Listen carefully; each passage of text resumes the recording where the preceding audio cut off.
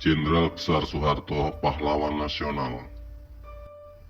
Gelar Pahlawan Nasional tersebut resmi diberikan kepada Pak Harto oleh Presiden Prabowo Subianto pada tanggal 10 November 2025 di Istana Negara bertepatan dengan peringatan Hari Pahlawan. Sejarah singkat Pak Harto. Presiden Soeharto yang lebih akrab dipanggil Pak Harto lahir di Dusun Kemusuk, Desa Argomulyo, Kecamatan Sedayu, Kabupaten Bantul, Yogyakarta pada tanggal 8 Juni 1921.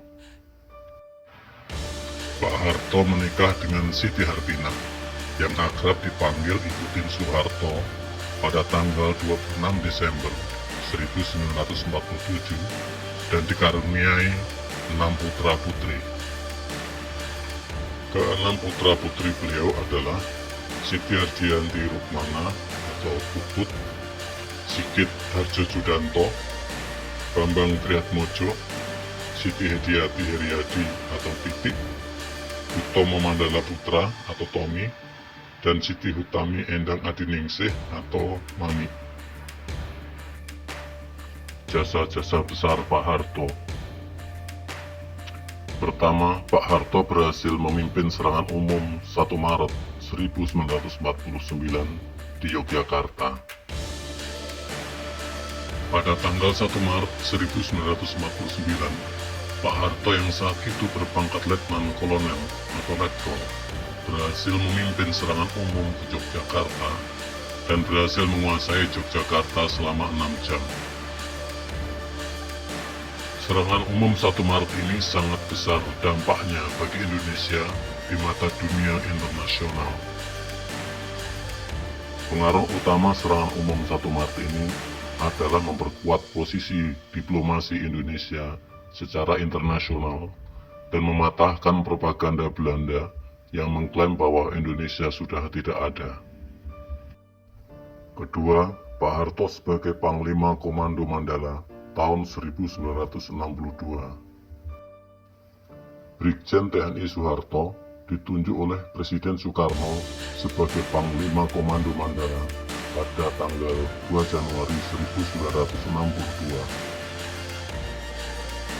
Pelantikan dilaksanakan di Istana Bogor pada tanggal 13 Januari 1962 oleh Presiden Soekarno, dan Pak Harto sebagai Panglima Komando Mandala mendapatkan kenaikan pangkat menjadi Mayor Jenderal.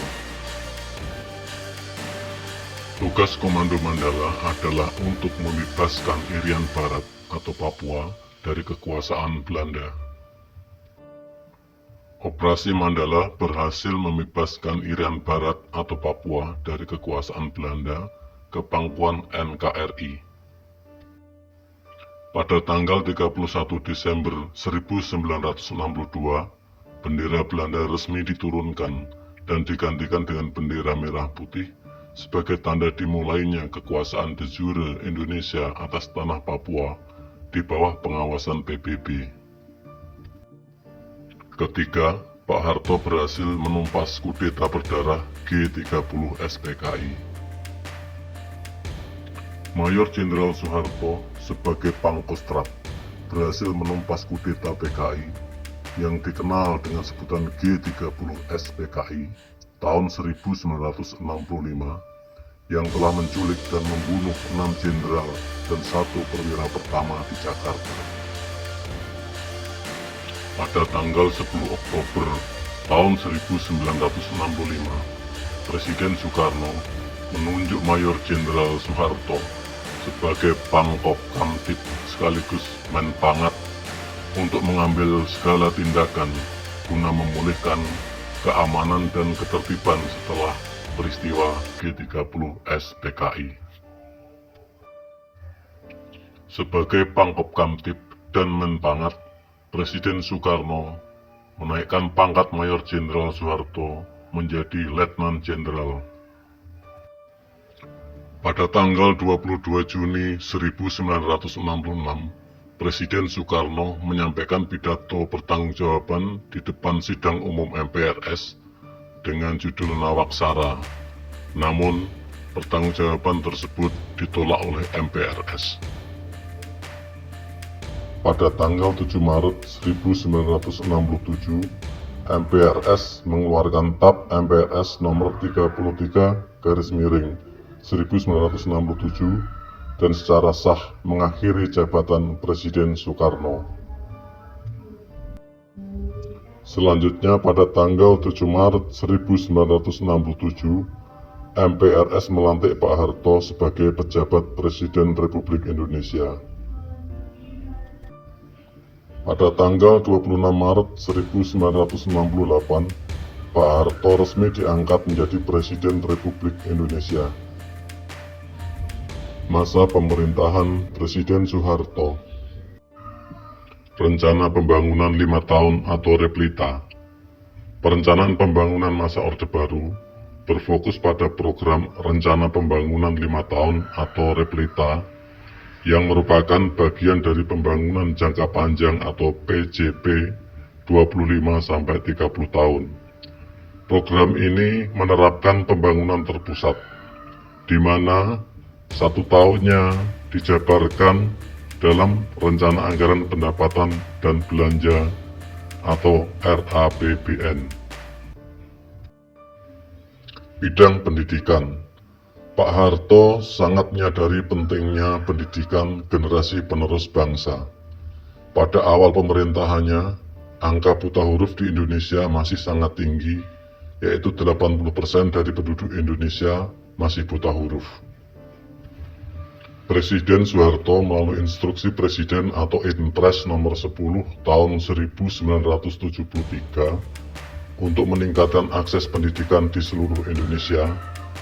Program ini berhasil membangun 150.000 sekolah dasar atau SD Inpres di seluruh Indonesia dan menurunkan angka buta huruf di Indonesia.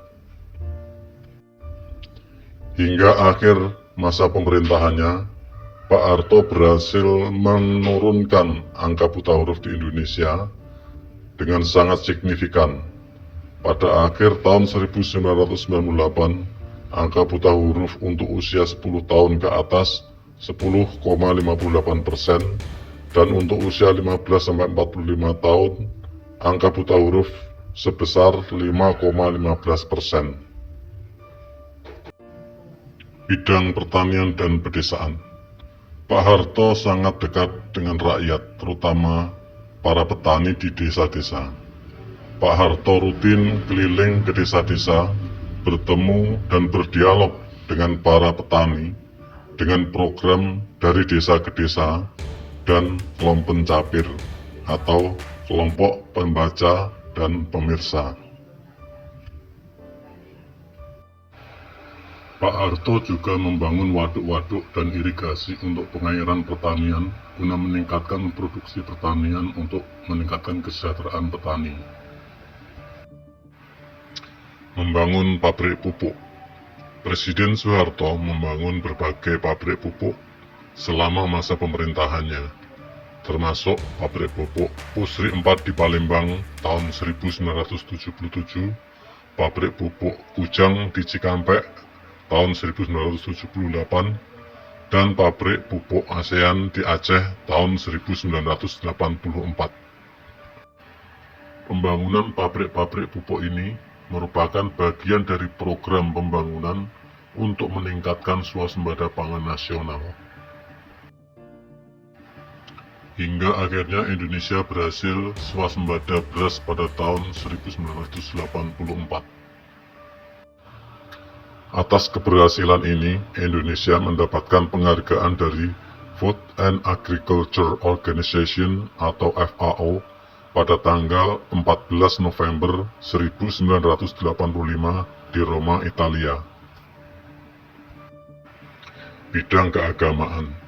Pak Harto sejak tahun 1982 juga membangun 999 masjid di seluruh Indonesia yang dibangun bukan dengan APBN tetapi dengan uang yayasan. Ini adalah bentuk perhatian Pak Harto terhadap umat Islam Indonesia. Program keagamaan di era Orde Baru berfokus pada pendidikan keagamaan formal, pembinaan keagamaan melalui kegiatan MTQ, dan pengembangan intelektual Muslim. Pemerintah menerapkan pendidikan agama di sekolah umum, mengintegrasikan madrasah ke dalam sistem formal dengan jenjang seperti MI, MTS, dan MA. Selain jenjang MI, MTS, dan MA, juga perguruan tinggi. Salah satunya pendirian IAIN Wali Songo Semarang pada 6 April 1970 melalui keputusan Menteri Agama atau KMA nomor 30 dan nomor 31 tahun 1970. Selain itu, pemerintah juga melakukan pembinaan terhadap pesantren. Ada juga pembentukan wadah organisasi seperti ISMI dan penyelenggaraan Musabaqah Tilawatil Quran atau MTQ. Bidang kesehatan, sistem pusat kesehatan masyarakat atau puskesmas diperkenalkan pada tahun 1968. Tujuannya untuk menghadirkan layanan kesehatan kuratif dan terjangkau bagi masyarakat kelas bawah. Dalam menjalankan tugasnya, puskesmas menyediakan berbagai layanan kesehatan, termasuk perawatan medis, kesehatan ibu dan anak, keluarga berencana, vaksinasi, kesehatan lingkungan dan sanitasi, kesehatan gigi, kesehatan sekolah, kesehatan mental, dan layanan laboratorium. Program puskesmas ini sejak diterapkan secara nasional pada tahun 1969, terus dilanjutkan hingga sekarang. Program Keluarga Berencana atau KB. Untuk mengendalikan jumlah pertumbuhan penduduk, pemerintah Orde Baru membuat program Keluarga Berencana atau KB yang bertujuan untuk meningkatkan kesejahteraan dan kualitas hidup masyarakat. Program ini dilaksanakan dengan cara kampanye dan penyuluhan yang masif, serta didukung oleh organisasi seperti BKKBN dan pengoperasian posyandu, termasuk KB, gizi, dan imunisasi. Program KB ini berhasil menurunkan laju pertumbuhan penduduk Indonesia dari 2,6% menjadi 1,6% antara tahun 1967 hingga tahun 1996. Keberhasilan program KB ini diakui oleh dunia internasional dan mendapatkan apresiasi dari UNICEF atas keberhasilannya menekan angka kematian bayi dan ibu melahirkan, serta meningkatkan kualitas hidup dan kesejahteraan masyarakat. Selain menerima penghargaan dari UNICEF, Pak Harto juga menerima penghargaan Global Statement Award 1988 dari pimpinan The Population Institute, Werner Wornos, sebagai bentuk apresiasi atas keberhasilan Indonesia dalam program KB di Istana Merdeka, Jakarta, Sabtu 3 Desember 1988. Program Transmigrasi. Program transmigrasi bertujuan memindahkan penduduk dari daerah padat seperti Jawa, Bali, dan Lombok ke wilayah lain untuk pemerataan penduduk dan pembangunan. Program ini mencapai puncaknya antara tahun 1979 sampai 1984 dengan memindahkan lebih dari 2,5 juta orang dan mendapat dukungan anggaran negara serta donor internasional.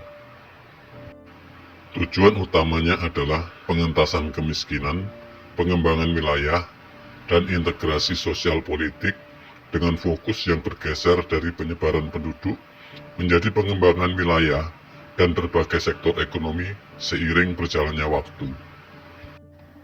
Pembangunan infrastruktur jalan. Pembangunan jalan tol Jagorawi atau Jakarta Bogor Ciawi sepanjang 59 km yang diresmikan pada tanggal 9 Maret 1978 merupakan jalan tol pertama di Indonesia.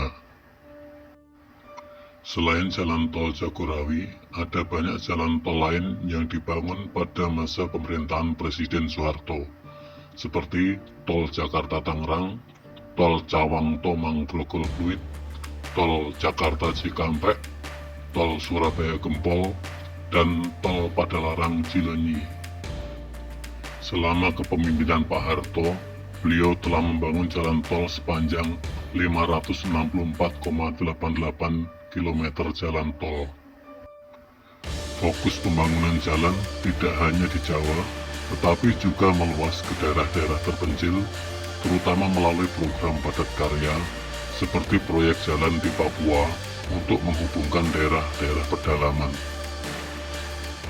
Beberapa proyek jalan yang dilaksanakan di Papua pada masa itu antara lain jalan antara Ape Pantai Wamena, Merauke Bubul Tanah Merah, dan Nabire Ilaga Wamena.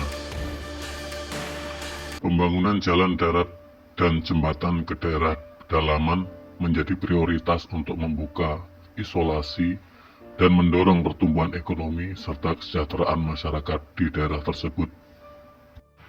Program ABRI Masuk Desa atau AMD. Program AMD di zaman Pak Harto adalah program ABRI Masuk Desa yang diluncurkan tahun 1980 oleh Menteri Pertahanan dan Keamanan Jenderal M. Yusuf untuk mewujudkan kemanugalan ABRI dengan rakyat. Tujuannya membantu mempercepat pembangunan di pedesaan serta meningkatkan kesejahteraan masyarakat, terutama di daerah terpencil dan pedesaan, meliputi pembangunan infrastruktur seperti jembatan dan saluran air, dan kegiatan non-fisik untuk memberdayakan masyarakat. Menyelesaikan pembangunan pabrik besi baja PT Krakatau Steel.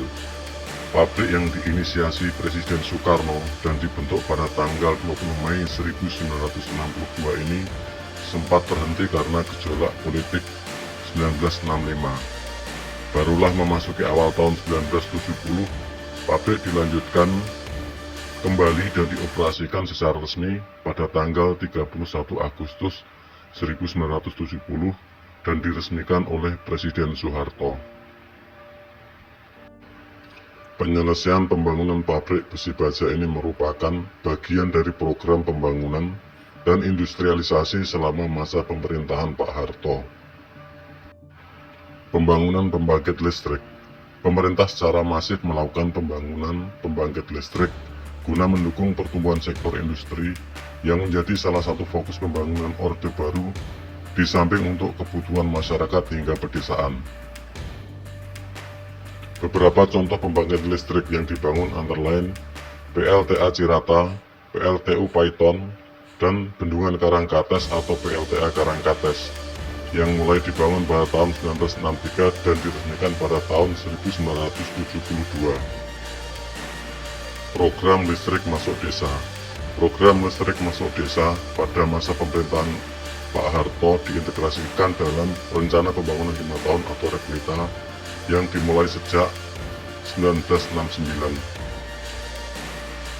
Program ini adalah bagian dari kebijakan pembangunan ekonomi Orde Baru yang menekankan pada pemerataan pembangunan di seluruh wilayah Indonesia termasuk daerah pedesaan.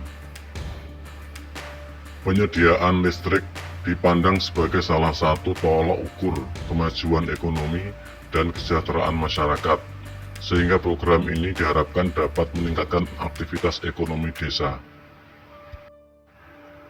Bidang teknologi informasi. Peluncuran satelit Palapa 1 pada 9 Juli 1976 untuk memperkuat infrastruktur komunikasi yang menghubungkan seluruh Nusantara. Televisi masuk desa. Menurut data Bappenas setelah pidato Pak Harto, tanggal 16 Agustus 1976, program TV Masuk Desa mulai dijalankan. Menurut data Bappenas, pada tahun 1976 sampai 1977, ada 3.000 pesawat televisi di setiap kecamatan dan desa di seluruh tanah air. Dengan cara ini, rakyat yang belum mampu membeli televisi bisa menikmati siaran televisi, sekaligus tercipta pemerataan televisi sebagai sarana penerangan bagi seluruh masyarakat. Bahkan untuk desa yang belum teraliri listrik, pemerintah menyediakan generator. Industri pesawat terbang. Pak Harto juga telah membangun industri pesawat terbang Nusantara atau IPTN Tahun 1983, untuk pertama kalinya pesawat CN-250 produksi Indonesia terbang mengangkasa. Pembangunan bandara. Yang paling fenomenal adalah pembangunan Bandara Soekarno-Hatta. Dibuka pada 1 Mei 1985. Penamaan Bandara Soekarno-Hatta untuk mengenang dan menghormati jasa proklamator kemerdekaan Indonesia. Ini menjadi bukti betapa hormatnya Pak Harto kepada Bung Karno dan Bung Hatta. Pertumbuhan ekonomi. Pertumbuhan ekonomi Indonesia di era Orde Baru rata-rata 7% hingga 9% per tahun. Pertumbuhan ekonomi Indonesia di era Orde Baru dijuluki The Miracle Growth atau pertumbuhan ajaib karena adanya stabilisasi ekonomi, peningkatan investasi, pembangunan infrastruktur skala besar, dan pertumbuhan yang stabil selama beberapa dekade yang membuat Indonesia dijuluki sebagai macan Asia. Gelar Bapak Pembangunan. Atas segala pencapaiannya dalam membangun Indonesia, MPR RI menganugerahi Presiden Soeharto gelar Bapak Pembangunan Indonesia melalui TAP MPR nomor Romawi 4-MPR-1983. Anugerah Kehormatan Jenderal Besar. Pak Harto mendapatkan penghormatan Anugerah Jenderal Besar pada tahun 1997 yang diserahkan oleh Panglima ABRI Jenderal Faisal Tanjung.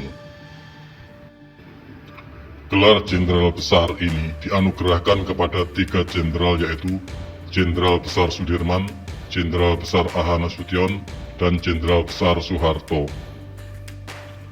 Peristiwa penting menjelang lengsernya Pak Harto. Pertama, wafatnya Ibu Tien Soeharto. Ibu Tien Soeharto wafat pada tanggal 28 April 1996. Banyak yang meyakini wafatnya Ibu Tien Soeharto ini sebagai tanda surutnya wahyu keprabun atau kewibawaan kepemimpinan yang dimiliki oleh Pak Harto sebagai Presiden Republik Indonesia. Kedua, keputusan Presiden atau Kepres nomor 42 tahun 2016 tanggal 4 Juni 2016 tentang pembuatan mobil nasional. Keputusan Presiden atau Kepres nomor 42 tanggal 4 Juni 2016 tentang pembuatan mobil nasional yang isinya sangat kontroversial ini menjadi awal ketidakpercayaan investor asing terhadap Indonesia yang berdampak buruk terhadap perekonomian yang akhirnya menimbulkan krisis ekonomi dan politik di Indonesia. Mobil nasional Indonesia yang diluncurkan adalah Timor dan Bimantara. Timor diproduksi oleh PT Timor Putra Nasional atau TPN, proyek dipimpin oleh Tommy Soeharto, merupakan hybrid dari Kia Sepia.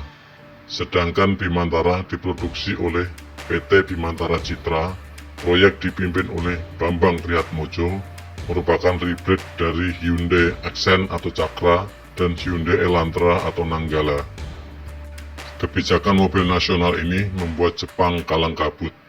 Jepang terancam kehilangan pasaran mobil terbesarnya, yaitu Indonesia. Tentu saja ini sangat mengancam perekonomian Jepang. Merespon situasi ini, Jepang segera melakukan lobi-lobi dengan melibatkan Amerika Serikat dan negara-negara lainnya. Pertemuan-pertemuan pun secara intens dilakukan, namun Pak Harto tetap pada keputusannya melanjutkan kebijakan pembuatan mobil nasional. Situasi ini sangat berbahaya karena Jepang dan Amerika Serikat adalah dua negara investor terbesar dan mitra dagang utama Indonesia. Sedangkan ekonomi Indonesia masih sangat tergantung pada investasi luar negeri dan import, sehingga rentan terhadap penarikan modal asing dan kenaikan kurs dolar Amerika Serikat terhadap rupiah. Akhirnya Jepang membawa masalah ini ke World Trade Organization atau WTO, menuntut pencabutan kebijakan mobil nasional Indonesia. Permasalahan yang berlarut-larut ini membuat turunnya kepercayaan investor luar negeri. Pada pertengahan 1997 mulai terjadi penarikan modal luar negeri besar-besaran. Investasi asing langsung atau FDI di Indonesia mengalami penurunan tajam dari sekitar 33,8 miliar US dollar pada tahun 1997 menjadi sekitar 13,5 miliar US dollar pada tahun 1998. Pertumbuhan ekonomi Indonesia mengalami penurunan drastis. Pada tahun 1995, pertumbuhan ekonomi Indonesia masih tumbuh 8,2%. Namun, pasca munculnya Kepres nomor 42 tahun 1996, pertumbuhan ekonomi Indonesia mulai turun drastis.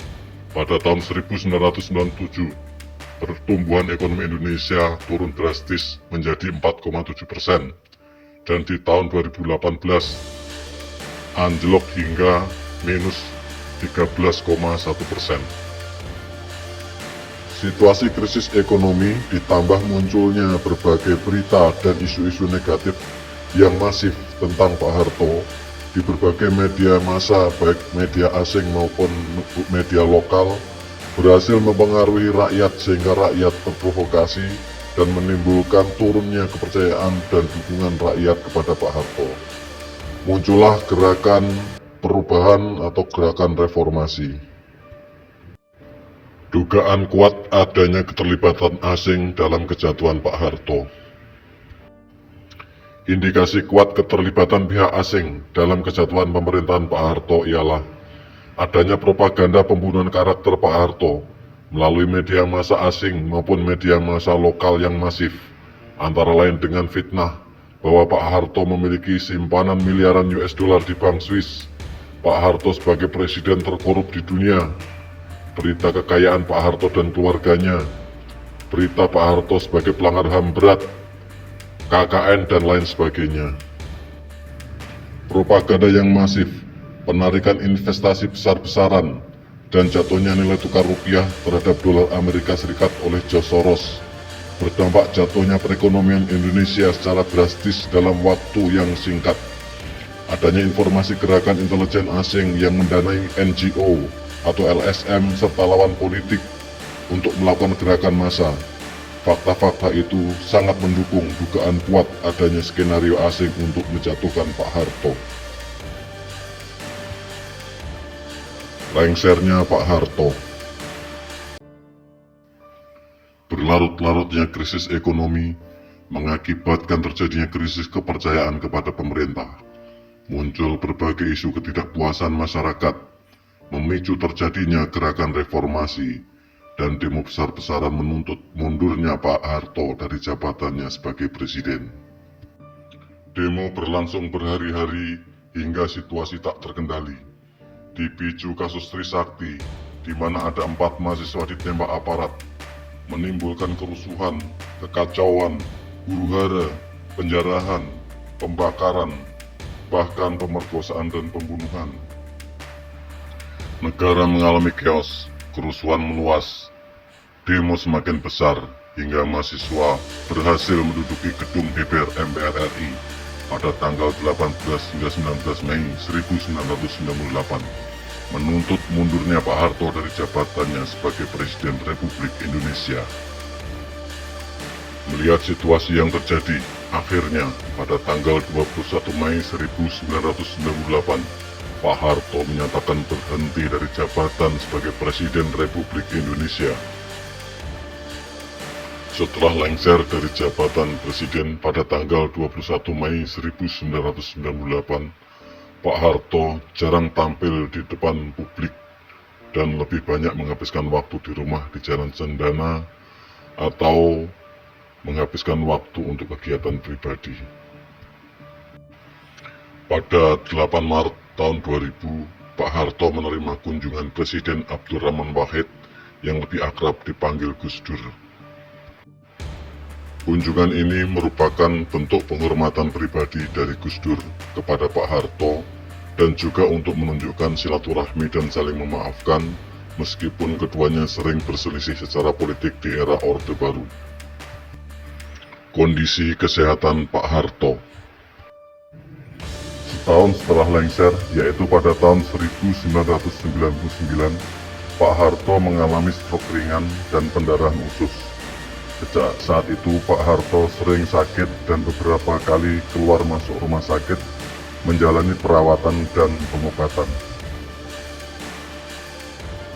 Keenam putra-putri beliau selalu setia menemani ketika beliau sakit.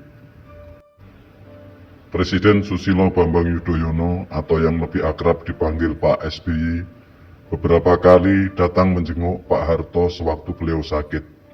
Terakhir pada tanggal 8 Januari 2008, Pak SBY menjenguk Pak Harto yang sedang dirawat secara intensif di Rumah Sakit Pusat Pertamina atau RSPP Jakarta. Wafatnya Pak Harto. Pak Harto wafat pada hari Minggu 27 Januari 2008 pukul 13.10 WIB setelah dirawat secara intensif selama 23 hari di Rumah Sakit Pusat Pertamina atau RSPP Jakarta. Ribuan pelayat hadir ke rumah duka di Jalan Cendana, Jakarta. Presiden SBY dan Wakil Presiden Yusuf Kala beserta para menteri juga hadir melayat ke rumah duka. Suasana Jakarta Senin 28 Januari 2008 sedikit berbeda. Pagi tidak dimulai dengan aktivitas keseharian. Ribuan warga secara khusus meluangkan waktu tumpah ruah di sejumlah jalan protokol. Mereka menunggu keberangkatan jenazah mantan Presiden Soeharto. Warga dengan sukarela sejenak meninggalkan aktivitas di rumah, di kantor, atau sekolah untuk memberikan penghormatan terakhir. Ada yang berdiri di tepi jalan, menghentikan kendaraan, hingga menunda perjalanan. Semua lapisan masyarakat tumpah ruah menyatu di tepi jalan hingga atas jembatan penyeberangan. Prosesi pemakaman Pak Harto dilaksanakan dengan upacara militer kenegaraan, dipimpin oleh Presiden sebagai inspektur upacara. Pak Harto dimakamkan di Astana Giribangun, Karanganyar, Jawa Tengah. Semoga almarhum Pak Harto mendapatkan tempat yang mulia di sisi Allah SWT. Amin.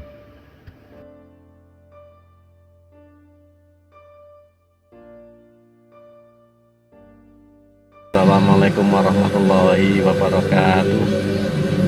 Lepas dari segala kekurangan dan kelebihan, mari kita sama-sama memaklumi karena tidak ada manusia yang sempurna.